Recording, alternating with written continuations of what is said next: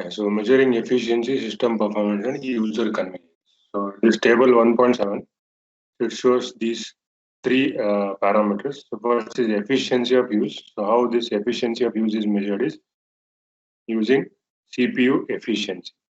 Okay, so how efficiently have you utilized the CPU? Fine. So that is you should not keep the CPU idle. Fine. So if you take maximum work from the CPU by not keeping it idle, so that will result in maximum CPU efficiency. Fine.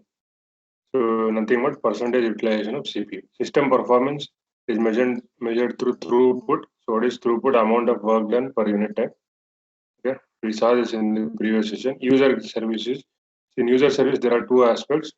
So one for non-interactive systems, so that will be turnaround time, and one for interactive systems, which is known as response. We shall see them now. So throughput. So throughput is nothing but it is the number of jobs, programs, processes, or sub requests completed by the system per unit time. Yeah, so per unit time. So how many jobs, programs, or processes are completed? So that is nothing but the throughput of the system. Okay. So in non-interactive environment, throughput of the OS is measured in terms of number of jobs, programs, processes completed by the system. In interactive system, throughput may be measured in terms of number of sub requests completed per time. So what do you mean by sub request? I'll give an example now. Okay. So now coming to user service. So how to measure user service? So according to this table, as I told, there are two aspects. One is for non-interactive system, that is turnaround time. Is this the time taken to complete a job or a process? That is for non-interactive system. Okay, so it is measurable aspect of user convenience. There are two ways to measure it. So one for uh, non-interactive system, so it is turnaround time, and for interactive system, it is known as response time. So turnaround time. What do you mean by turnaround time? Is turnaround time of a job, program, or a process is the time since its submission for processing to the time its results become available to the user. Okay, so the time between you submit it for processing and the results are available. So that is taken as turnaround time, and it is for non-interactive systems. The non-interactive systems means so there is no interaction between the user and the you can say the user and the system. Okay, so once the user submits the job, so uh, until it is completed, okay, so until it is completed, he will not be interacting with the system. Okay, so let's say at time t naught you submit the job or a process for processing, a program for processing. See, please bear with me, I don't have the pen because I'm drawing this using a mouse. Okay, so you submit the job at t naught for processing. Okay, and let's say at t1 the you can say outputs are available for the user. Okay, so the outputs are available for the user. So the time elapsed between t naught, that is time at which you submit the job for processing, and the time at which the results are available, it is known as turnaround time, and this is measured for non-interactive systems. As I told, once the user submits the job or the program for processing, there is no interaction between the user and the system throughout this time. There is no interaction at all. Okay, so next is response time. So what is response time? It is provided the response time provided to a sub request is the time between the submission of the sub request by a user and the formulation of processes response to it. Okay, formulation of processes response to it. So user submits a sub request, and how means how much time is required to process the sub request. Okay, that is known as response time. So I'll give an example for that. So you can see I've taken a C program here. C program. So it is a C program to multiply two numbers. Okay, and the user has to provide those two numbers. You can see a header file. Okay, then the main starts. Then you can see some declarations of variables, number 1, number 2, product. Then comes this statement, okay, printf. So it is output statement in C. Printf, enter the first number. So this will output the message, enter the first number. See, once the user starts to execute this program, okay, so there will be an interaction between the user and the system. So this is known as interactive systems. Okay, this is interactive process that is going on because the user is interacting with the program or the system. So how you will interact? Yeah, as soon as the program starts to execute, a message will be displayed on the screen saying that enter the first number, okay, of which you want to do multiplication. Okay, so this is the first message that will be displayed on the screen. So as soon as the message is displayed, so the user sees the message and he comes to know that he has to enter input. Okay, so he will enter the input. Let's say the input he enters is 20.8. Okay, you have already done this in your first year executing C programs, right? So you will enter 20.8 and press enter. Let's say you will press enter. Okay, so as soon as he presses enter, okay, so the program has to display one more message after enter is pressed. That is, enter the second number. Okay, this message has to be displayed because one more number has to be entered. Okay, so now a sub request. So what is the sub request here is? So the sub request is the user is entering the first number. Okay, so this is the sub request. So let's say this time is taken as T0. This is the first sub request. So what is the request? The user enters the first number and the user waits for the system to ask him the second number. So the user waits for the system to ask for the second number. Okay. So after he submits the sub request, that is, he submits the first number, he is waiting for a response by the system. So that response will come at this particular point. Okay, let's say at T1. Okay. So the response comes at T1. So what is the response? Enter the second number. So after the user submits the first number, he is expecting the system to ask him for submitting the second number. Hence, this is known as a sub request. So the sub request is he submits one number and he waits for the system to ask him for the second number. That is the sub request. And the time between this particular process, that is after submitting the first number and the system asking for the second number, so this is known as response time. Okay. So this response time will be measured only in interactive systems like this. Okay, so hope you got to know what is a response time. So the user submits a sub request and the system will consume some time to process that sub request. So whatever the time consumed is known as response time. So this response time should be as low as possible. Okay, it's not like you enter the first number and you wait 10 minutes for the system to ask you for the second number. No, so that is too much of response time. Okay, so it should be ideally in terms of milliseconds or nanoseconds. That is what you expect. Okay, so one more example for response time is, suppose let's say on your desktop there is some application, let's say this PDF editor. So you double click on this. Okay, so as soon as you double click, so you expect something to happen. Okay, so some message should pop up saying that opening PDF editor. Okay, so opening PDF editor, and it may show some percentage, 5%, 10%, like that. So that is what is response time. So once you want to open this application, you invoke that application by double clicking it, and how much time the system takes to service that request. Okay, so that is response time. So this will happen only in interactive systems. Okay, so this will take place in interactive system. So that is how response time is measured. Right? Yeah. So next we'll move on to classes of operating system.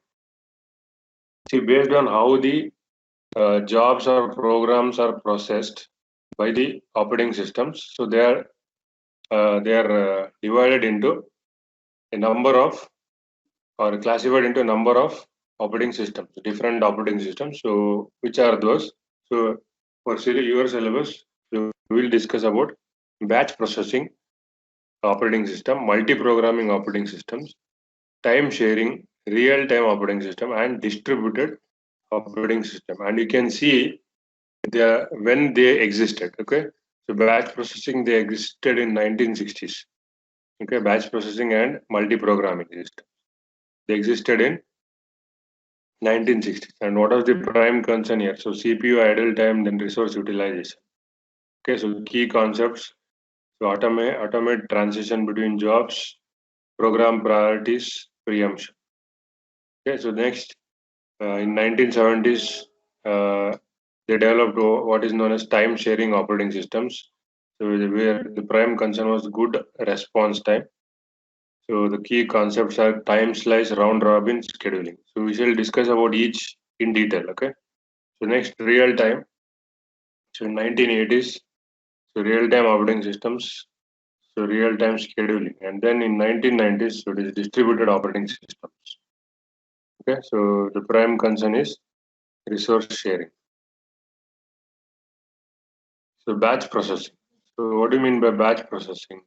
So in a batch processing operating system, the prime concern is CPU efficiency. So we already know how to measure CPU efficiency.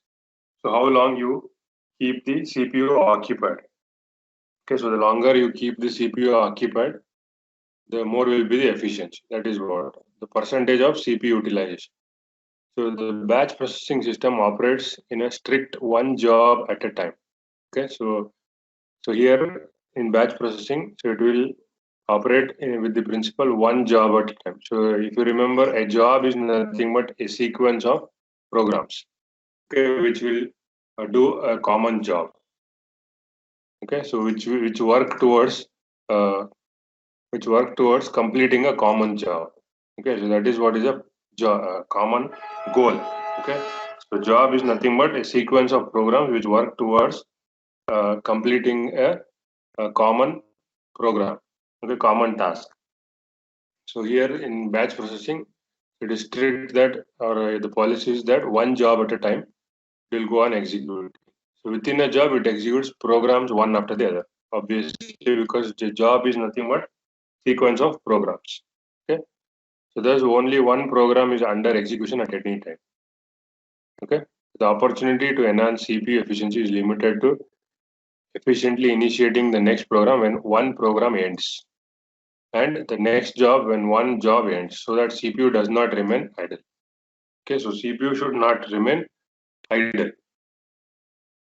We shall discuss in detail here. So batch processing. So 1960s. So they were in 1960s and they were non-interactive. Okay, so one thing you have to remember. So in early days, all the systems are non-interactive. So once you submit a job or a program, so until it completes, there was no interaction between the user and the system. Okay, so it is non-interactive. So how the systems performed was, there was a concept known as punched cards. Okay, so it is just like braille text. Okay, so you know braille text, right? So those who can't see, okay, so uh, they will be communicating, or they will be communicating through this braille script, wherein there will be uh, dots. Okay, so on means whenever that person touches those dots, so they will come to know which letter is that. Okay, so you might have seen that on your on some of the ATM machines also. So whenever you go to operate ATM machines, so on the keypad there, so on each key there will be some dots.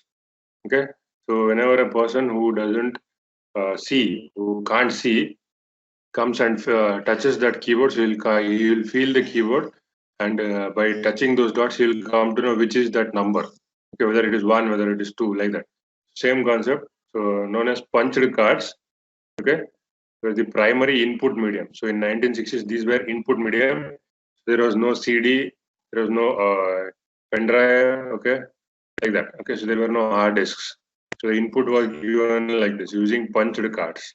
Okay, so a job and its data consisted of a deck of cards. Okay, so let's say for a job, Okay, so there is a job. Let's say that job is J1. So this job may consist of more than one program. Obviously, it will consist more than one program. Okay, so let's say it consists of programs P1, P2, and P3. Okay, because a job is nothing but sequence of programs. Okay, so job J1 consists of 3 programs here, and how these programs are represented and their data are represented using punched cards. Okay, so this job consisting of 3 programs may be accommodated in let's say 30 cards. Okay, so totally they require 30 cards. 1 minute.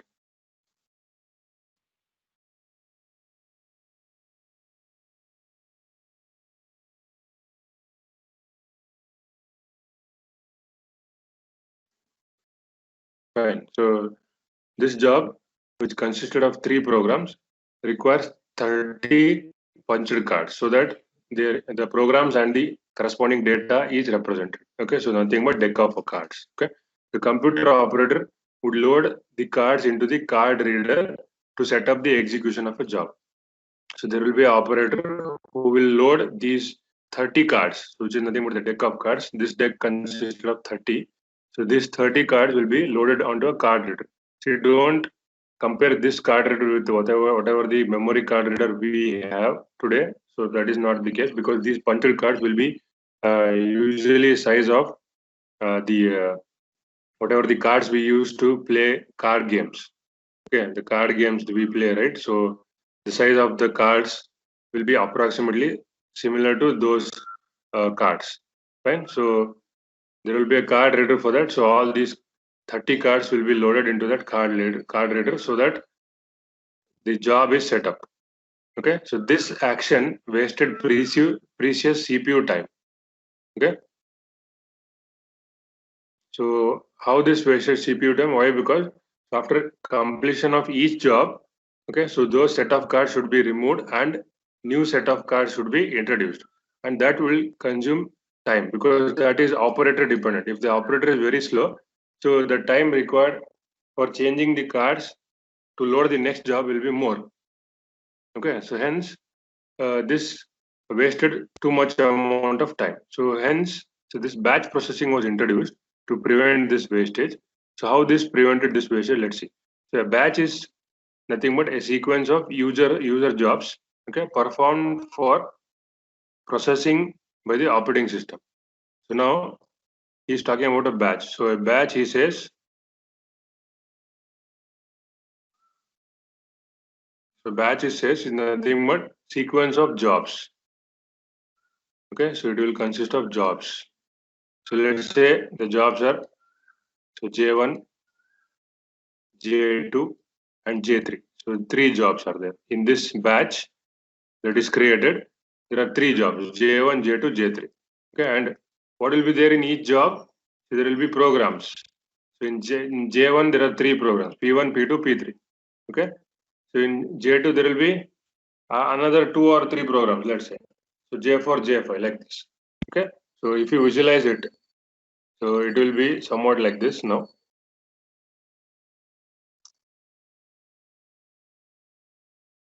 So if we visualize it, so a batch. So batch is consisting of jobs J1, J2, J3. Okay, so they are arranged in an order. So now the system will execute the jobs in a sequence. So first it will execute job 1. After it is completed, it will go to job 2, and after it is completed, it will go to job 3. So the sequence is like this. So we know what are jobs. Okay, so what are jobs? Nothing but sequence of programs. So this J1 consists of, so we saw that it consisted of 3 programs, P1, P2, P3. Okay, so J2 may consist of 2 programs, let's say P4, P5. Okay, and J3 consists of, let's say, 3 programs, P6, P7, and P8. So if the system is executing job 1 means J1 means, so it is obviously executing the programs P1, P2, or P3. That is what. So if you go in a sequence like this, okay. So if it is saying that it will execute job J1 first, that means it is indirectly saying that it will execute program P1 first, then it will go to P2, then it will go to P3. So once P3 is over, so this job will be completed. J1 is completed. Okay. Next, it will go to P4 and complete, and then P5. So J2 is completed, and then P6, P7, P8, then J3 is completed. So it is nothing but in a batch processing system, it is nothing but it is executing one program after the other. Fine. So this you have to remember. So the jobs are organized into a batch. A batch is nothing but sequence of jobs, and the jobs are nothing but sequence of programs. So hence the system is executing one one program at a time. That's all. Okay, so this is what you mean by batch. Okay, so batch is a sequence of user jobs. Okay, yeah. So a computer operator formed a batch by arranging few user jobs in a sequence and inserting special markers, special marker cards to indicate the start and end of the batch. So this is one more thing. So again, the operator will form these batches. Okay, and to indicate the start and end of the each batch, you can see here. Yeah, so computer operator form the job by inserting special markers to indicate the start and end of the batch. Okay, so this is a batch consisting of J1, J2, J3. So there will be a special marker. Okay, so let's say that marker, I'll take it as P B1. Okay, and here it is P D1. Okay, it's a special marker which indicates start and end of this batch. Okay, so whenever the system reads this card, okay, so which this card PB1, so it comes to know that a new batch has started. Okay, a new batch has started, and whenever the system reads this particular card, it will come to know that a particular batch has ended. Okay, this particular batch has ended. So this is a special marker, and these are inserted by the computer operator who will form the batches. So when the operator gave a command to initiate processing of batch, okay, so the batching kernel, nothing but it's a sub program of the OS. Okay, setting up the processing of the first job of the batch. Okay, so as I told, so if you want to execute this batch, okay, so you have to start with the job J1 first. So if you want to start with job J1 first, you have to start with P1, program P1 of job J1 first. Okay, that's all. Okay. So at the end of the job, okay, at the end of each job, it initiated execution of next job. Okay, so that is what I told. So after completing P1, P2, and P3, so job 1 completes in batch 1. So job 1 has completed, but to complete the remaining batches, it's still the remaining of the batch, it has to still execute J2 and J3. Okay, hence after completing P3, it will switch to P4 that belongs to the next job J2. Okay, so this at the end of each job, the initiation of the next job is taken care of by the operating system and so on until the end of the batch. So after completing P5, it will go to P6, so that job J3 will be started to execute. Next P7, P8, so it will complete these three. So that means job J3 is completed. So once it completes J3, so that means it has completed the entire batch, which consists of J1, J2, J3. So this batch is complete. Okay. So thus the operator had to intervene only at the end and start and end of the batch. Okay. So remember previously the operator had to intervene at the completion of every job.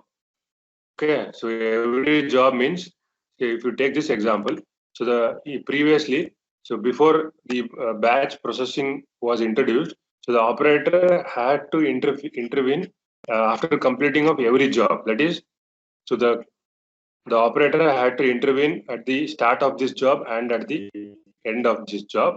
Okay, and then at the start of J2 and at the end of J2, and at the start of J3 and at the end of J3. Okay, so it consumed more time. Okay, because the operator had to remove the previous cards and load the new cards. It would take more time. But now, since it is batch, it's a batch now. Now you can see. So the operator is intervening at this particular point, that is at the end of at the start of the batch, and then is intervening at the end of the batch. Okay, at the start and at the end. So only 2 times is intervening. Okay, for completion of 3 jobs. But earlier he was intervening how many times? Let's say so one here. So at the end of J2 and the start of sorry, at the end of J1 and the start of J2. So this is the second time.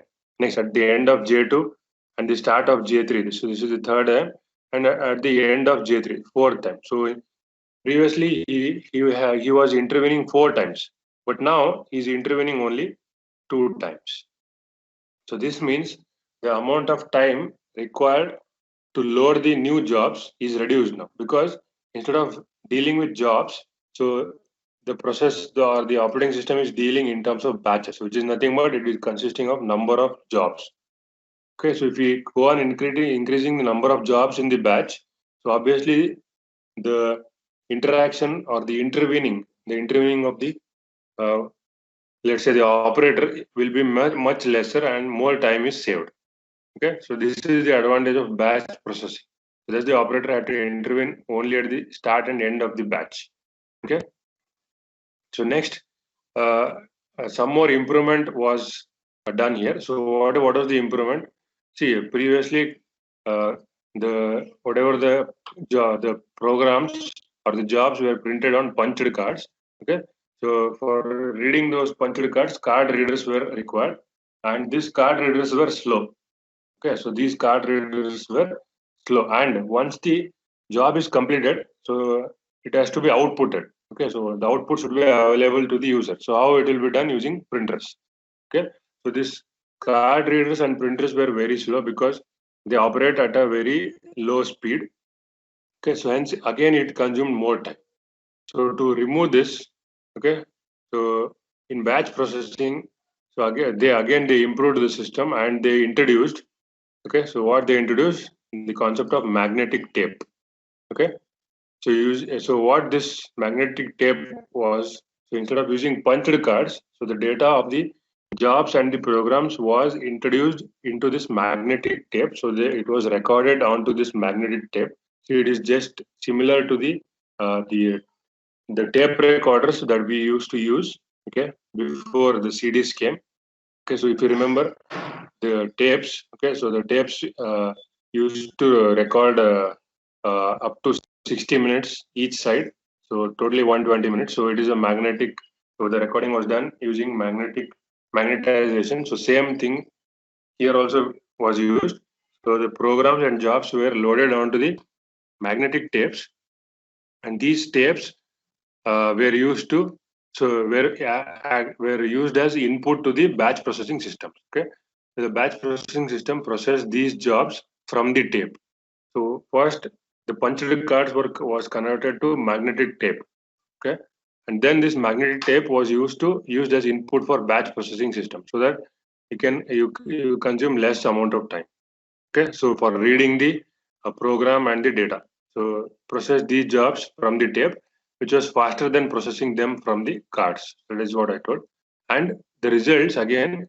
So previously the results were outputted using printers. Okay, so the results were outputted using printers, but again, which were slow. The printers were slow. Okay, but now instead of using printers, again the output was also stored in magnetic tapes. Okay, so which were removed and then they were later printed. Okay, so again, so the you can say the time consumption was again less.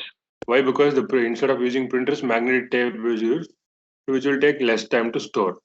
So these were later printed and released to the users. Okay, so direct printing was not done. the output was saved onto magnetic tapes. Then later the tapes were used to print the output. Okay. Yeah, you can see in this diagram. So how a job is submitted, okay, and how the results are available. You can see batch formation. See, once you submit jobs, okay, so the operating system will create batches. So let's say you submit the jobs J1, J2, okay, J4 and J3.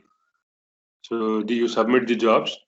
So these jobs are then created into batches. You can see batch formation. So it will take all the jobs and it will make these jobs as one batch. So this is batch 1. Okay.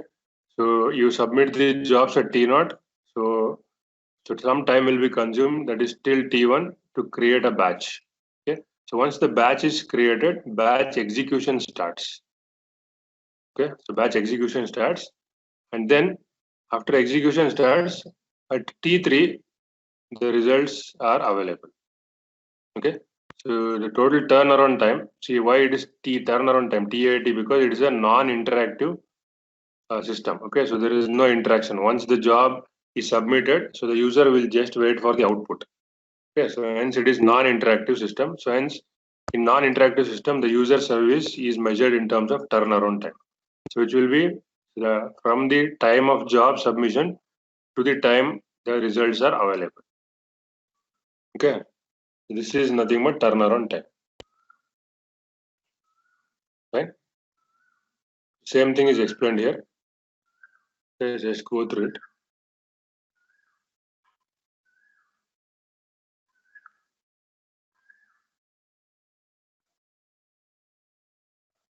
Okay, so this is about the batch processing systems.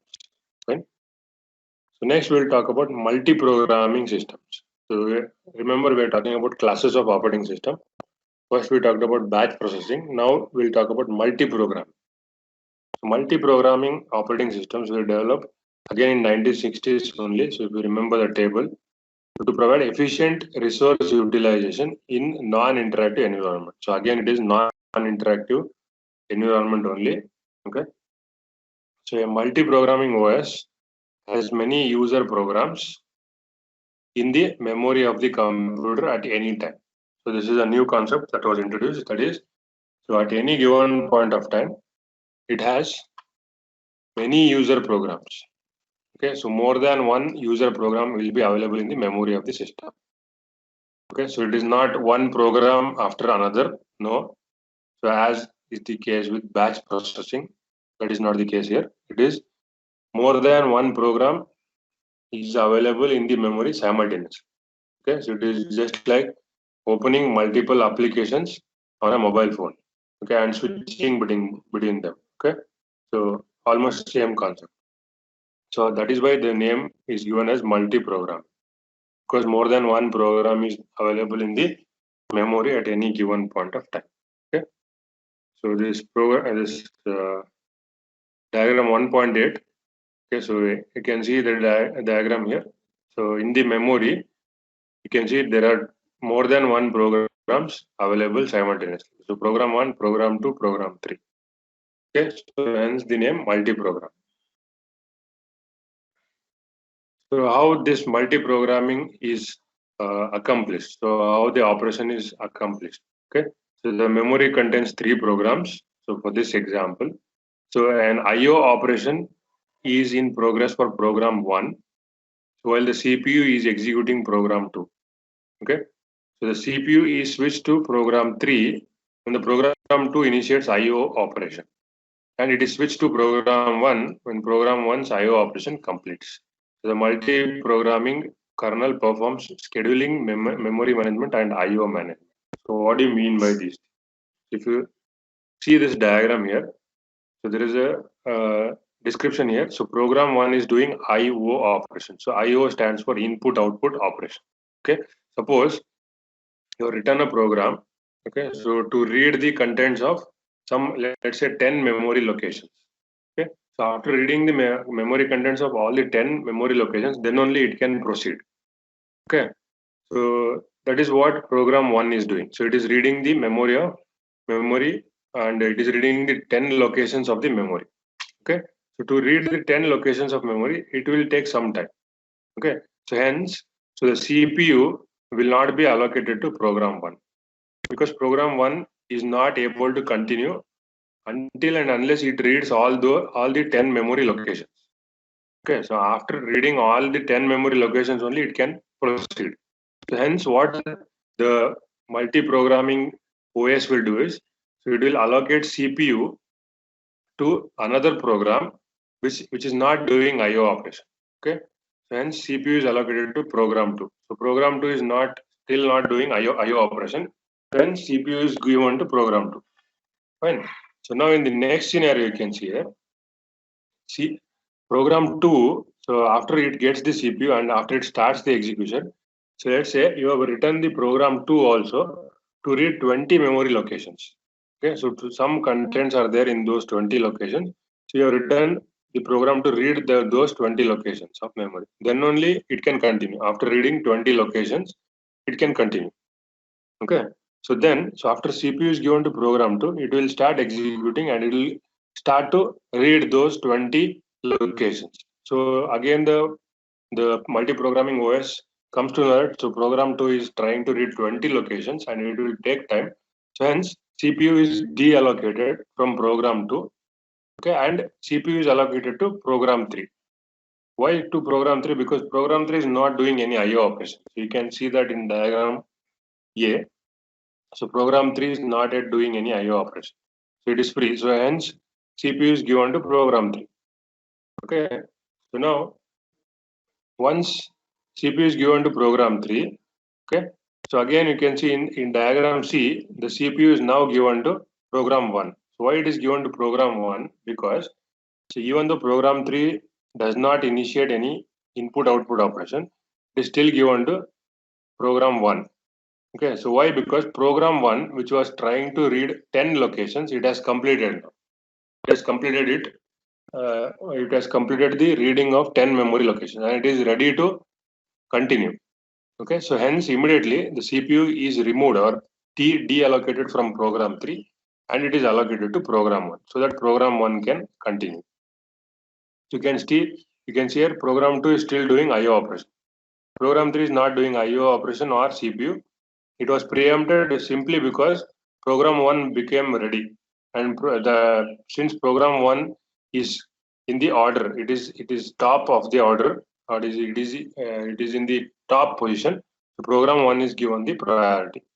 That's all, because it is 1, 2, 3. So after 1 completes 2, 2 completes 3. Okay, like that. So same thing is explained here. Okay, and to do this IO operation, so that is reading of memory. So here IO management. So there will be a separate hardware known as DMA. So DMA stands for Direct Memory Access Controller. Okay, so Direct Memory Access Controller.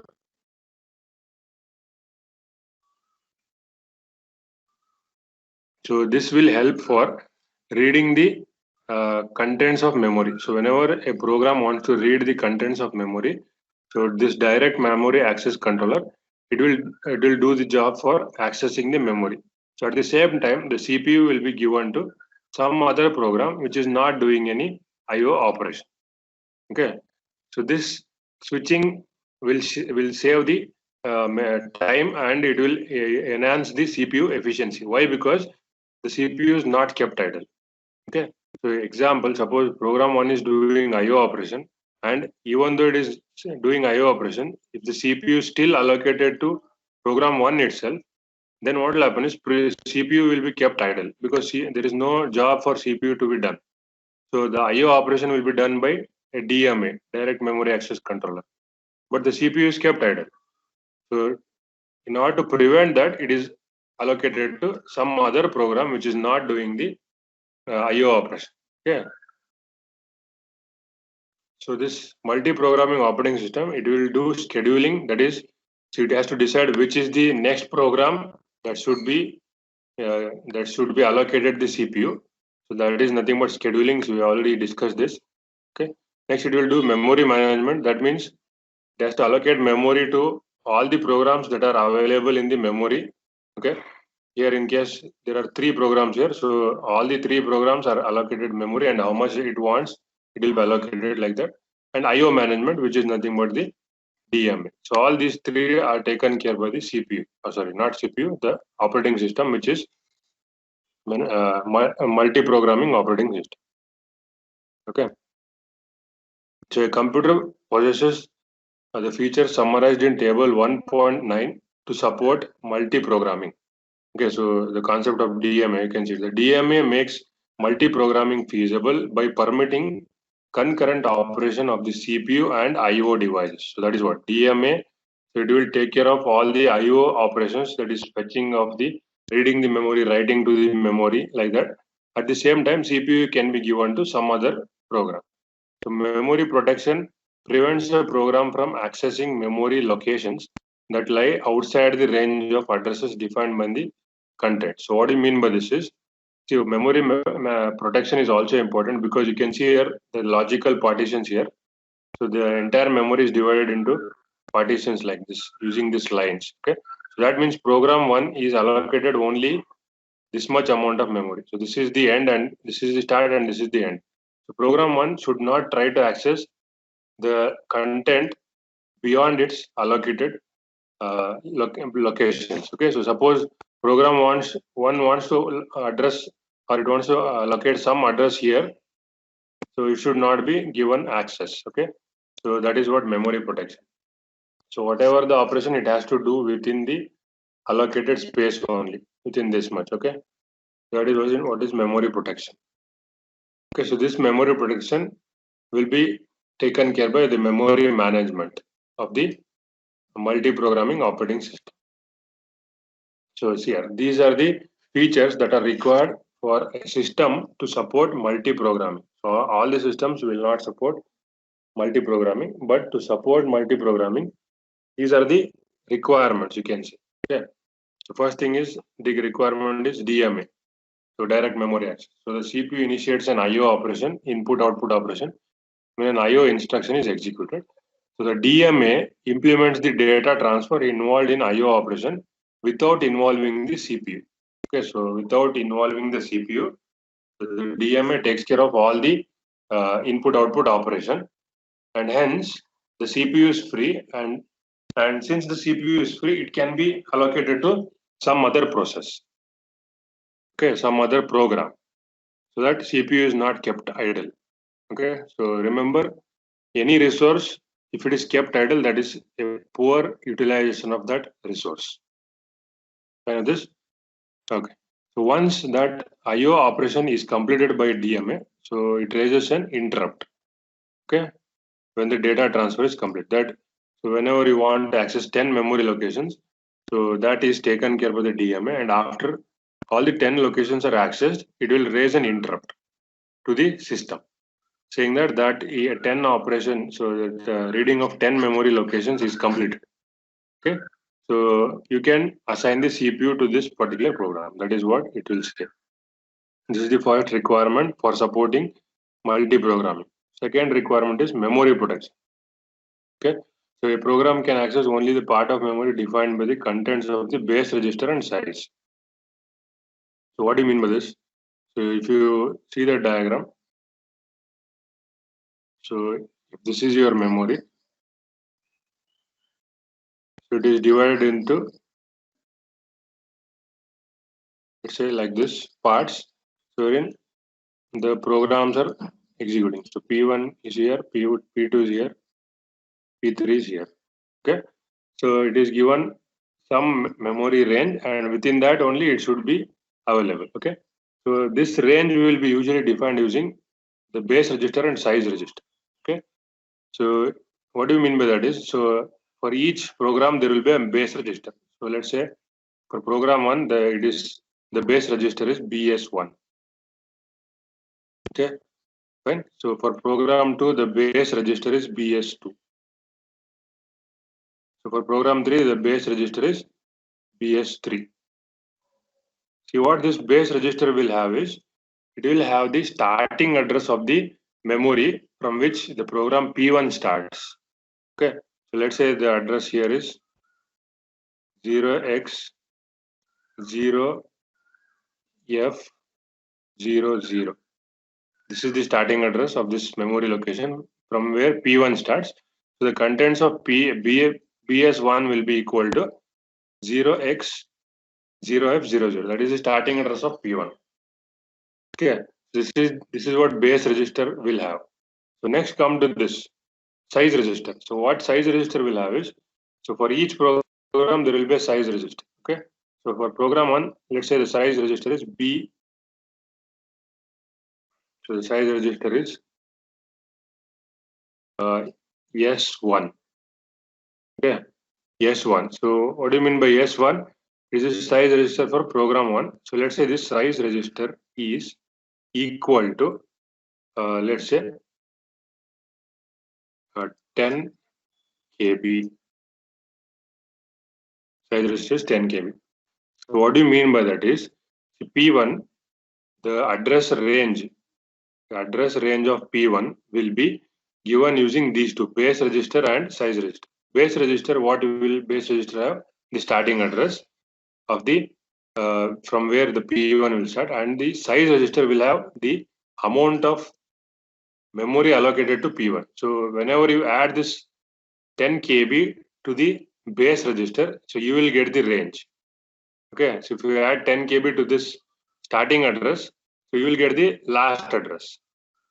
Okay, so let's say the last address is 0xF000. This is the last address for P1. So how it is goes, by adding this 10 KB of memory to the base address, you will get the range, total range. So this is the end address, and this end address will be the start for program P2. So this is the contents of BS2, base register 2. Okay, so like that. So this is what is the use of base register and size register. So base register will contain the starting address of the program from where the program is started, and size register will contain the amount of memory allocated to that particular program. Okay, so this is the next requirement. Next, third one is kernel and user modes of CPU. So what do you mean by this is, see, certain instructions called privileged instructions can be performed only when the CPU is in kernel mode. Okay, so a program interrupt is raised if a program tries to execute a privileged instruction when the CPU is in user mode. See, user mode and privileged mode, I think you already studied it in ARM Cortex M3. Okay, so ARM Cortex M3 again has two modes, privileged mode and user mode, right? So there are some instructions which can be only accessed in privileged mode, like the special access instructions of MRS and MSR. Okay, so if you remember, in ARM Cortex M3, MRS and MSR, these two special instructions can be only accessed in privileged level. Okay, privileged level access. They cannot be accessed in. They cannot be used in user level access. So if a user level program tries to access or tries to use the MSR and MRS, so then there will be an interruption. Okay, saying that you cannot use MRS and MSR because you are in user level. Okay, so there should be a separation of this two modes. Why? Because this will implement the basic security model.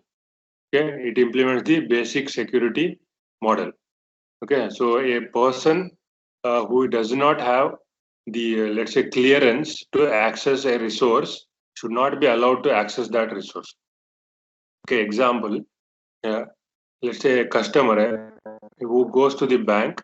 Okay, he should not be given access to the currency chest of the bank. Why? Because he is just a customer and he does not have the clearance to enter the currency chest. Getting what I'm saying? So hence, the whatever the customer, he is in user level access, user level mode. He should not be given access, or he should not be given access to a resource like a currency chest, because that currency chest can only be accessed by a privileged level clearance who is the manager of that branch. So if it is the manager or the staff of the branch, then only they can access the currency chest because they are having privilege level access. Okay, so these two modes are again important. Okay, so hope you already have known this, and if you remember, they already discussed about this. Yeah, kernel mode and user mode. Okay, so there it is privileged mode and user mode. Same thing is explained here. Okay, so the turnaround time of a program is the appropriate measure of user service here. Why? Because again it is non-interactive system. So in non-interactive system, you measure the convenience user service using turnaround time only.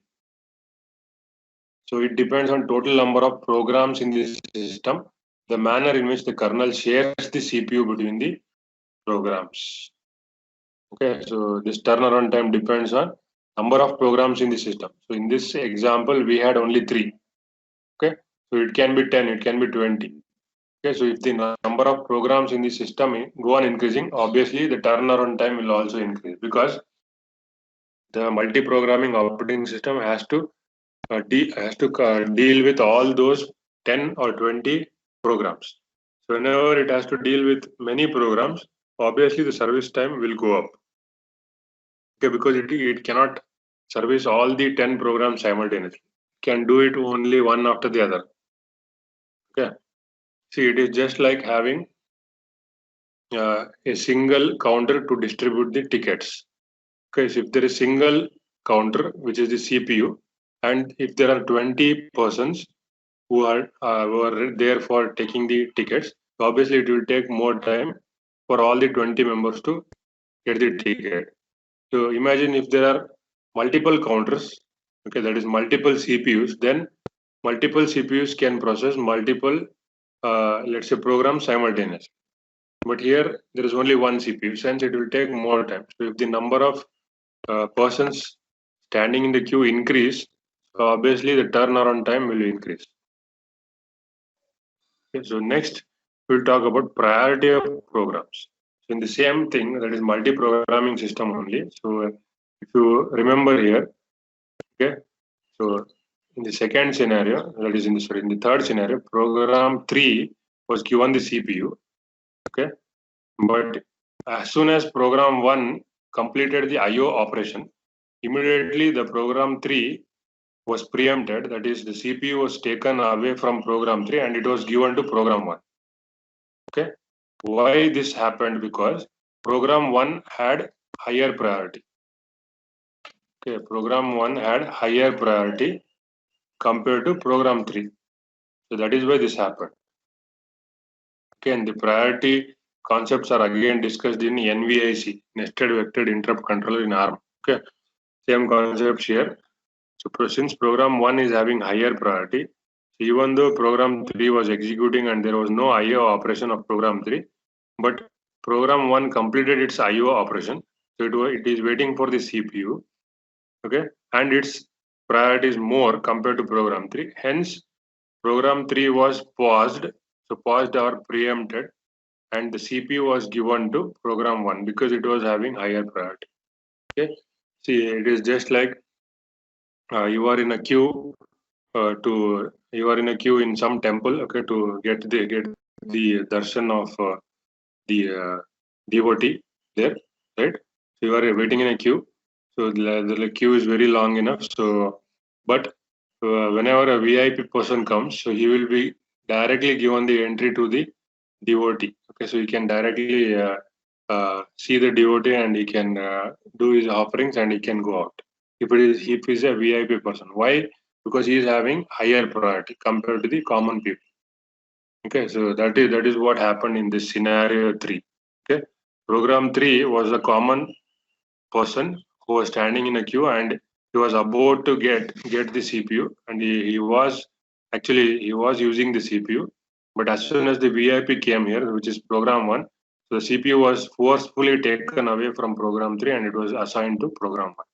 So how this was done using the concept of priorities. Okay, so each program that is executing in a multi-programming system will be assigned a priority value.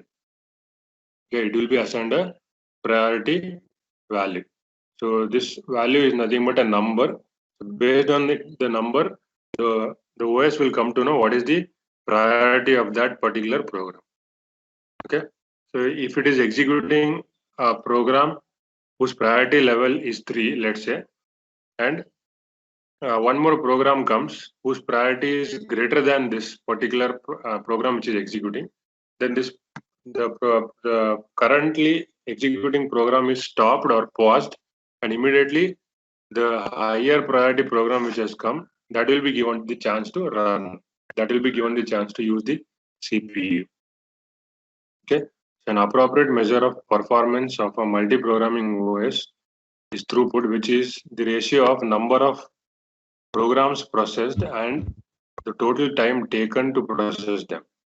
Okay, so what is throughput here in multi-programming? It is the ratio. So it is a ratio of number of programs processed to the total time taken to process them. Okay, so you can say if n is the number of programs that are processed between the time interval t0 and tf, so hence the throughput will be, it is the ratio which is nothing but the number of programs n divided by tf minus t0. Okay, so t0 is the start time and tf is the end time to process those many programs. Okay, so it may be larger than the throughput of batch processing system. Okay, so this throughput of multi-programming system will be more compared to, or it will be higher compared to batch processing system, because activities in several programs may take simultaneously. Why we saw that? So the I/O operation and the CPU utilization were taking place simultaneously. Okay, so the I/O operation was done using a DMA, and the CPU was in the same time the CPU was given to some other program to run.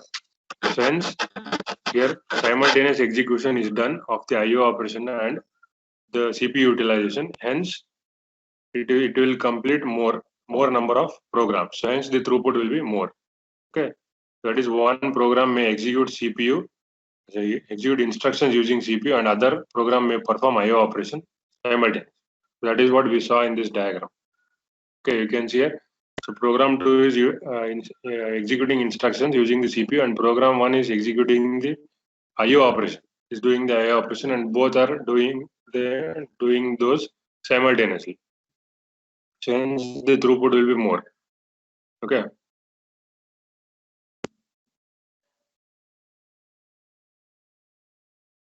However, so there is a catch. So actual throughput depends on the nature of programs being processed. The nature of programs being processed. So what do you mean by that is, so how much computation and how much I/O operation they perform, and how well the kernel can overlap their activities in time. Okay. So what do you mean by that is, see, there are programs which are CPU bound and which are I/O bound. So what do you mean by CPU bound programs? Means, so CPU bound programs, they involve in lot of computation, but only few I/O operations. So they don't do I/O operations much, but they do CPU operation too much. Okay, and there are I/O bound programs which do I/O operations more compared to CPU operation. Okay, so there should be a proper mix of these two, CPU bound and I/O bound operations, I/O bound programs. Why? Because I'll give an example. So let's say in this particular thing only, program 1 is doing I/O operation. So program 2 will be given the CPU. So now program 2 also starts the I/O operation. So so the CPU is given to program 3. So let's say in the third scenario, what will happen is program 3 again, it will start I/O operation. Okay, and this program 1 has not yet finished its I/O operation. So in this case, see here, all the three programs are doing I/O operation. Program 1 is also doing I/O operation, program 2 also, program 3 also. Now, to which program will you allocate the CPU? You cannot allocate the CPU to any program. Why? Because all the three programs here are doing the I/O operation. They are involved in I/O operation. Hence, CPU is left idle. CPU is left idle. It is not given any job. In such scenario, what will happen is, okay, so since all these three programs are doing I/O operations, and if they involve more in I/O operation, that means they are all I/O bound. They are all IO bound. That means they do more IO operation than utilizing the CPU. That is what we mean by IO bound programs. So if you have too many IO bound operations, so then what will happen? CPU will remain idle. CPU will remain idle. Okay. So whenever you select the programs to be included in the multi-programming environment, so there should be a proper mixture. Okay. So there should be a balance in the mixture that you choose. That is, you should not choose too many IO bound operations or IO bound programs, or you should not choose too many CPU bound operations. So if you choose too many CPU bound operations, what will happen is they will use more CPU and they will not use IO. Okay, so if they don't do IO, then the DMA, the direct memory access controller, will be kept idle. So again, it is a waste of resource. So there should be a proper balance of mixture of programs. That is, if there are two IO bound operations, IO bound programs, there should be two CPU bound programs, so that there is a proper mixture. If there are too many IO bound programs, then CPU is left idle, and if there are too many CPU bound programs, so the DMA will be left idle. This should not happen. So there should be a balanced mixture of these two programs. So that is what he's talking about. Okay.